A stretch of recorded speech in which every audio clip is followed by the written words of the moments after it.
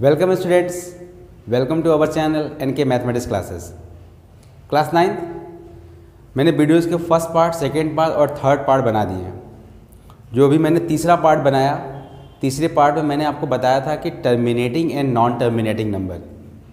तो terminating number मैंने आपको बताया था जिस नंबर का डिवीज़न स्टॉप हो जाए, इट मीन्स रिमाइंडर आपके ज़ीरो हो जाए तो वो टर्मिनेटिंग है, और जिस नंबर के डिवीज़न स्टॉप नहीं हो, it means reminder never became zero, reminder कभी भी ज़ीरो ना आए, वो नंबर आपके नॉन टर्मिनेटिंग है। और terminating and non terminating number मैंने पहचानने का उसमें तरीका भी बताया था थर्ड पार्ट में। और फिर मैंने नॉन टर्मिनेटिंग नंबर में दो टाइप के नंबर्स बताए थे, एक रिपीटिंग नंबर, दूसरे नॉन रिपीटिंग नंबर।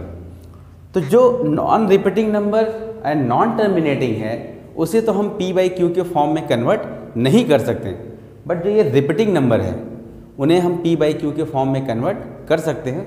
और कुछ क्वेश्चंस मैंने उस दिन बताया था, ठीक है। तो उसमें भी कुछ दो तीन टाइप के क्वेश्चन मैं भी आपको और बताता हूँ। जैसे एक क्वेश्चन मान लीजिए ऐसे आ जाए 1/7। तो अभी आप जो 7 देख रहे हैं डिनोमिनेटर में, ये 2 और 5 तो आया नहीं, इट मीन्स 7 आ गया, तो नंबर तो 100% नॉन टर्मिनेटिंग होगा। लेकिन अब ये रिपीटिंग है कि नॉन रिपीटिंग है, ये कैसे पहचानेंगे? तो इसके लिए आपको डिवाइड करना पड़ेगा 1 में। तो डेसिमल लगाएंगे आप, तो 0 हुआ तो 1 बार 7 कितना बचेगा 3, तो 30, फिर 4 बार 28, 2 तो 20, फिर 2 बार कितना 14, तो यहाँ हुआ 6 तो 60 हुआ। फिर ये 8 टाइम्स कितना 56, ये हुआ 4 का मतलब फिर कितना हो गया 0, तो कितनी बार 5 बार 35, ये 5 हुआ, 50 हो जाएगा, 7 7 जा 49 एंड फिर से 1। देखिए फिर से 1 आ गया, फिर से वही बात 10 होगा तो जाएगा 1 टाइम्स, फिर अगला स्टेप 4 टाइम्स, फिर 2 टाइम्स, 8 टाइम्स, 5 टाइम्स, फिर 7, फिर से यही बात सेम रिपीट करेगा। तो इट मीन्स आपको मिला क्या 1/7 का मतलब है कि 1 4 2 8 5 7 का क्या बार। अब आप देखिए 1/7 जो है डेसिमल के बाद 6 प्लेस का रिपीटिंग नंबर है, ये हुआ इसका रिपीटिंग नंबर। तो इसमें कुछ लोग क्वेश्चंस ऐसे आते हैं कि जैसे 2/7 की वैल्यू बतानी हो, 3/7, 4/7, इस तरह से क्वेश्चन मान लीजिए आ गया। तो अगर आपने 1/7 की वैल्यू निकाल ली है, अगर 1/7 की वैल्यू ये निकाल ली है तो फिर कोई दिक्कत नहीं है।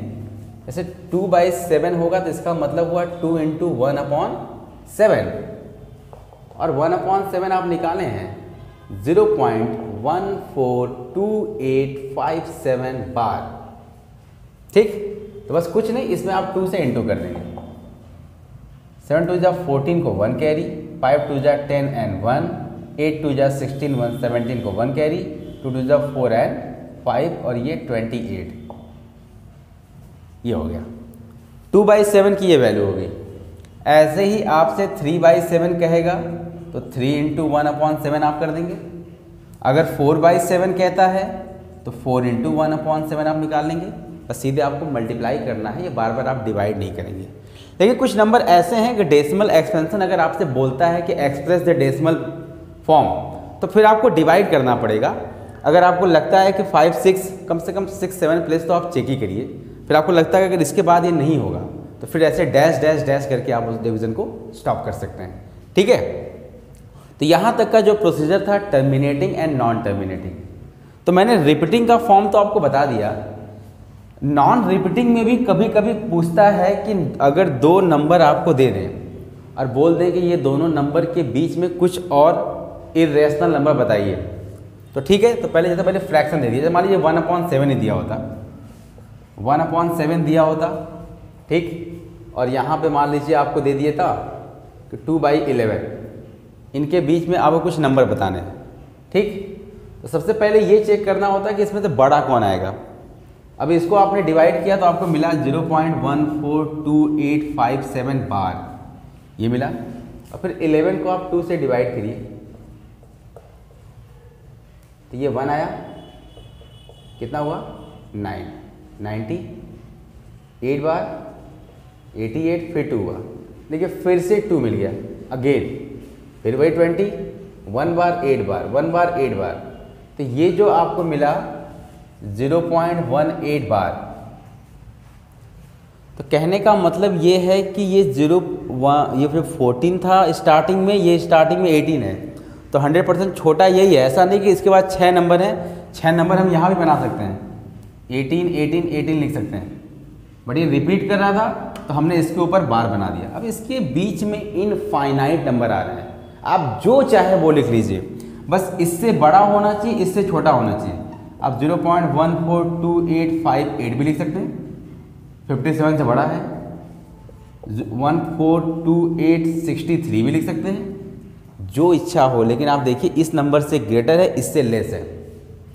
तो दो नॉन टर्मिनेटिंग नंबर के बीच में भी आप बहुत से नॉन टर्मिनेट बता सकते हैं, इनफाइनाइट नंबर बता सकते हैं, ठीक है, आपके ऊपर है।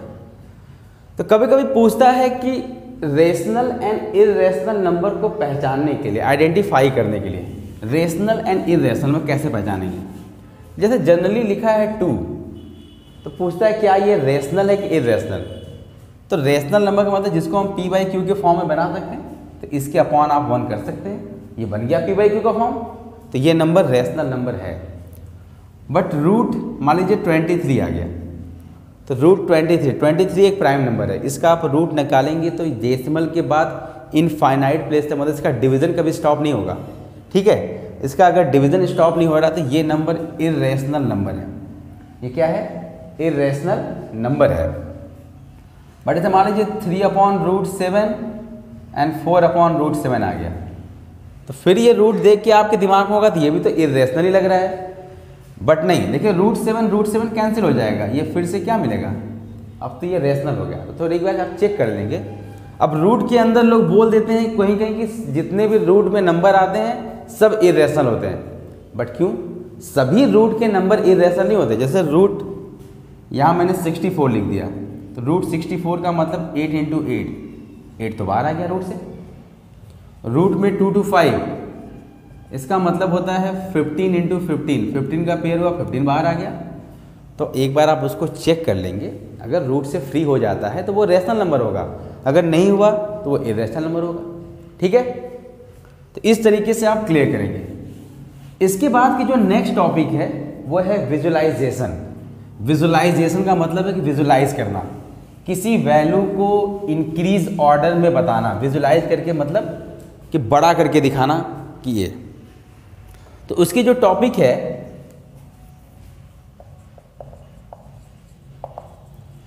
विजुलाइजेशन। विजुलाइजेशन का मतलब ये है कि जैसे कि आप किसी चीज को विजुलाइज कर रहे हैं, बड़ा कर रहे हैं। आपके पास स्केल होता है, यहाँ से 0, फिर यहाँ से 1, यहाँ से 2, यहाँ 3, 4 एंड 5। भाई आपने अगर ध्यान से देखा होगा ये 1 सेंटीमीटर का होता है, बट इनके बीच में ऐसे 10 छोटे छोटे लाइनिंग होते हैं, वो 1 मिलीमीटर का होता है। वो इतने बारीक होते हैं कि नॉर्मल आपको बहुत ध्यान से देखना होता है। लेकिन अगर उसी को विजुलाइज करके मतलब लेंस के थ्रू करके अगर उसको हम बड़ा करें, तो अगर मान लीजिए आपने 1 और 2 के बीच को विजुलाइज किया, तो ऐसे इसको सर्कुलर करिए और ये तुरंत विजुलाइज हो काफ़ी बड़े हो जाएंगे। तो यहाँ पे आपका 1, फिर इनके बीच में जो विजुलाइज किया तो 10 इक्वल नंबर आने चाहिए। देखिए 1 2 3 4 5 6 7 8 9 10, तो 10 आपका यहीं मिल गया। तो ये रहा आपका विजुलाइज, ठीक है। ये 1 और 2 को आपने विजुलाइज कर दिया। अब देखिए इसके बीच का जो नंबर आपको साफ साफ दिखाई दे रहा है, तो यही है विजुलाइजेशन का मतलब कि डेसिमल नंबर को नंबर लाइन पे रिप्रेजेंट करना। तो मैं आपको एक क्वेश्चन बता रहा हूँ विजुलाइजेशन का, बहुत इजी है। जैसे मान लीजिए ये आया 3.125, डेसिमल के बाद 3 प्लेसेस हैं, तो 3 टाइम्स आपको विजुलाइज करना होगा। सबसे पहला काम आपको ये देखना है कि ये जो नंबर है वो किन 2 नंबर के बीच में आ रहा है। तो ये नंबर 3 और 4 के बीच में आ रहा है।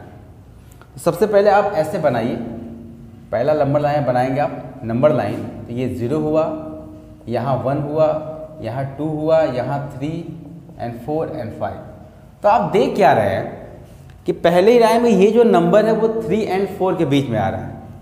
तो 3 और 4 को ऐसे विजुलाइज का मतलब है कि ये एक लेंस होता है, लेंस के थ्रू इसको बड़ा करना है। तो विजुलाइज करके देखिए ये 3 यहाँ आ गया, ये 3 यहाँ आ गया, 1 2, इसको 10 बॉक्स बांटा है ना, 3 4 5 6, 1 2 3 4 5 6 7 8 9 10, ये रहा ये 4 हुआ। ठीक, आप जैसे 3 4 को विजुलाइज किए, इनके बीच में जो 1 मिलीमीटर था वो 10 इक्वल हो गया। जैसे अगले स्टेप में आपने विजुलाइज किया तो ये जो 3.125 है ये किस किस स्टेप से जाएगा, पहले जाएगा 3.1 पे, फिर अगले स्टेप में आएगा 3.12, फिर फाइनली अगले स्टेप में आएगा 3.125। तो जब आप इसने 3 और 4 को आपने विजुलाइज किया तो यहाँ लिखिए 3.0, तो अगला आएगा 3.1, अगला होगा 3.2, 3.3, 3.4, 3.5, 3.6, 3.7, 3.8 एंड 3.9। जैसे जस्ट अगले में एक बढ़ाएंगे तो आएगा 4.0। अब अगले स्टेप में हमको क्या लेना था 3.1, लेकिन वैल्यू 3.1 से भी ज़्यादा गई है, तो ये 3.1 और 3.2 के बीच में आएगा। फिर इसे अगेन विजुलाइज करेंगे तो यहाँ आपका हुआ 3.1, 2 3 4 5 6 7 8 9 10, तो ये आपका हुआ 3.2। ठीक, अब इसको आपने 10 इक्वल बॉक्स बांट दो। देखिए मैंने यहाँ जब 3 और 4 को विजुलाइज किया तो उसके बाद 0 बढ़ाया, तो इसके बाद भी आप 0 बढ़ाइए। अब 10 to 20 के बीच में 3.11, 3.12, 3.13, 3.14, ऐसे ही आप बढ़ेंगे, आप 20 पे आ जाएंगे। तो अगले स्टेप में देखिए 3.12 चाहिए, लेकिन वैल्यू उससे भी बड़ी है, तो 3.12 और 3.13 को फिर से अगेन विजुलाइज करेंगे। मैंने कहा ना कि फाइनली 3 प्लेस है तो 3 टाइम आपको विजुलाइज करना होगा। ये हुआ 3.12, 1 2 3 4 5 6 7 8 9 एंड फाइनली 10। ये आप यहाँ लिखेंगे तो ये होगा 3.130। तो अगला स्टेप क्या आया 3.121, 3.122, ठीक है, एंड 3.123, 3.124 एंड 3.125। तो फाइनली यही जो पॉइंट है आपको मिल गया 3.125। This is point P. Point P जो है आपका विजुलाइज हो गया। अगर डेसिमल के बाद एक प्लेस और कहता तो हम एक विजुलाइज और लेके जाते। बस जिस तरीके से मैंने ट्रिक दी है सभी क्वेश्चन में यही करना है कि पहले ये जितने भी नंबर दिए उनको ब्रेक कर दीजिए। पहले single place, double place, triple place. तो पहले सिंगल प्लेस को प्लॉट करेंगे तो वो देख रहे हैं 3 से ऊपर है तो ये वैल्यू 3 और 4 के बीच में आएगी। तो 3 और 4 को विजुलाइज किया तो 3 के बाद 0, क्योंकि 3 को आप ये तो लिख सकते हैं ना 3.0 लास्ट में 4.0। तो इनके बीच में 10 लाइंस आ रहे हैं तो 3.1, 3.2 ऐसे करके फिर अगेन विजुलाइज किया। अब डेसिमल का 2 प्लेस हो गया, अगेन विजुलाइज किया, डेसिमल का 3 प्लेस हो गया। तो यही है टॉपिक विजुलाइजेशन की।